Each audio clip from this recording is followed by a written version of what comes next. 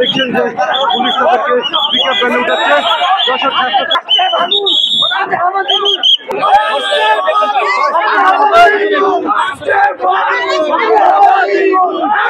এই সবাই আসছে না কেন ভাই?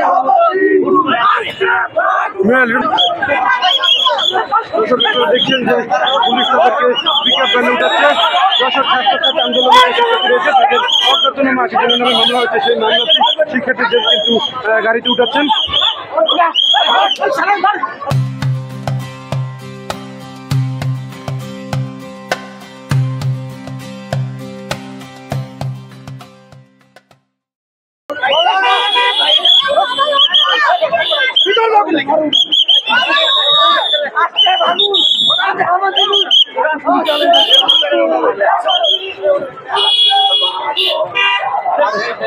আমরা এখানে ডিসি বরাবর স্মারকলিপি জমা দিতে আসছিলাম, কিন্তু এখানে পুলিশ অতর্কিত হামলা চালিয়ে আমাদেরকে যে আমাদের কোঅর্ডিনেটর আছে সোহান ভাইকে এইমাত্র নিয়ে গেছে।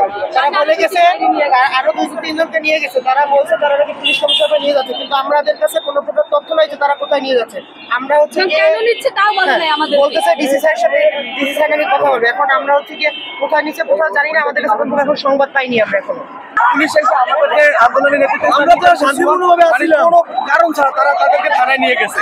আমরা কোনো কিছু জানি না, শুধু ওই কয়জন কিনেছে? আমাদের 10 থেকে 12 জনকে তারা নিয়ে গেছে। তোমরা কোথায় যাচ্ছিলে? আমরা এখানেই ছিলাম।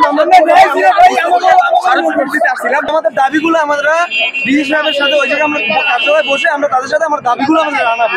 আমরা এখানে শান্তিপূর্ণভাবে বসে আছি। কিছু পুলিশ সদস্য এসে আমাদের সোহান ভাইকে বলতেছে যে আপনাকে অফিসার ডাকতেছে, যে কিসের জন্য ডাকতেছে, কে ডাকতেছে, কোথায় ডাকতেছে। আমরা তাদেরকে দেখলাম যে অফিসার তো এখানেই আছে।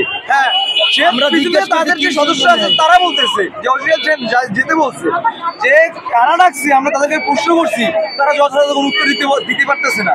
বলতে আপনাদের সাথে কথা হবে, আমরা যেই পরে বাধা দিতেছি যে আমাদের ভাইদের নেওয়া যাবে না, আমাদের আগে এটা আমাদের কর্মসূচি আছে, আমরা পালন করতে পারবো, আমরা সবাই মিলে বসবো। ইতে করে নিয়ে গেছে আমাদের পুলিশের গাড়ি করে আমাদের অ্যারেস্ট করে নিয়ে গেছে, উড়িয়ে নিয়ে গেছে। কাকে কাকে নিচে নাম কি বলতে পারবেন? আমাদের তাননিম আবুকে নিছে, সোহান ভাইকে নিছে, রোহান নাফি, আরো 2 জন আছে আমাদের এই সাথে, তাদেরকে উঠে নিয়ে গেছে। কতজনকে নিছে? আমাদের মোট 7 থেকে 8 জনকে আমাদের উঠে নিয়ে গেছে।